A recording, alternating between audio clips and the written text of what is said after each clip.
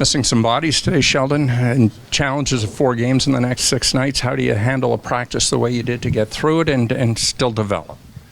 It was a challenge. I think at one point there, I think we might have had as many goalies as we had defensemen on the ice. So it was a challenge, but it comes with it. And coming from the American League, you're used to having different challenges such as this, but guys adjusted just fine. Do you expect all the absent players will be available tomorrow? I am expecting them, yes. However, it's an illness, and you don't know how that's going to affect our guys. So a lot of those people will be game time decisions, and of course, we're hoping it's something that doesn't spread. How did Freddie look to you today? I thought he looked good. I didn't spend a lot of time looking at him, but I know the reports have been really good, and he's put in a lot of work here while we were playing last week to get himself back up to speed. And I think he wants to see how things are through the rest of the day today, and how he wakes up tomorrow, and make a decision then. It's feeling good. I think obviously the first practice back with the team today was pretty positive. So been a good process so far. Taking the right steps in the right time fashion, and again, like day to day right now. But we'll see. Want to see how it responds, and later on today, and see. Tomorrow's not ruled out, but we'll see. Is it more of a stiffness thing, or what is it that bothers you about the injury? Yeah, it was a neck thing, so I don't want to go into specifics, but just making sure that I can play to the level I need to be at, and making sure that there's no symptoms. How important was it you're back on the ice pretty much quickly, at least working with Steve, just a day or two after the event? How important is that to you to getting back to active duty? Yeah, I think that's any time I've been having to forced to miss time. I think the process we've been going through with Stevie have been great. Just taking the good steps and working step 1 before you go step 2, and just progressing like that in the right direction. Yeah, just try to stay on top of everything. Mine wasn't the flu, but it was a little uglier. I think there's a couple guys going down here. So Margaret, our nutritionist, definitely going to be on our game, making sure everyone's getting their vitamins, eating enough, drinking enough, and sleeping enough. So kind of got to be responsible in that manner, and just another list of guys that will be missing games. So it's all good. Thank you, Travis. Cheers. Physically, we just talked to Jason. I mean, it's another 4-game work week coming up. How do you guys mentally prepare for that beyond the physical strains and obviously the stuff going through this room right now?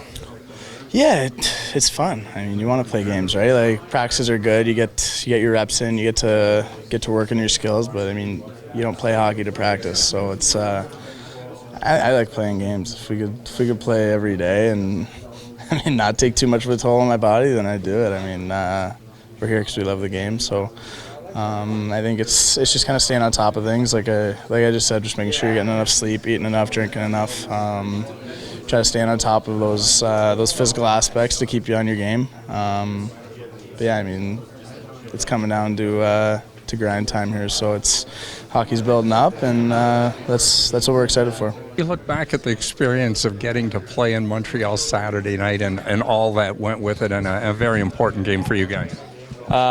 Just an unreal experience. Since I came here, I've watched a lot of hockey nights in Canada, and just the scene in Montreal was amazing, and it was a really fun game to play. What was the perspective of that third period as the entire Leaf team was back on its heels and you guys were just trying to hang on? Yeah, I mean, obviously got that goal there, and I think it's kind of natural that you stay back a little bit, played safe when you got a 1-goal lead, but unfortunately they got one on us and won the game, but it was a fun game for sure. You look at the roster, you're 20 years of age, Rasmus just still 19 at least for another month. I mean, you're rather young to be playing this position in a building like that in a game as important as that.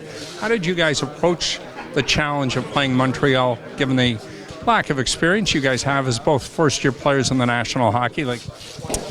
Yeah, I think just having the mindset of keeping it easy out there and playing simple, and just talk a lot on the ice. Obviously helps playing with Rasmus, who I'll play with now with the Marlies as well. But yeah, just kind of keep it easy and just play on our first thoughts. Yeah, we're at a crucial point of the season, and I think we want to have a better 4-game week than we did last week, and I think we can be a little more consistent as a group. But it's good to be playing lots of hockey this time of year. I think it's good for your team.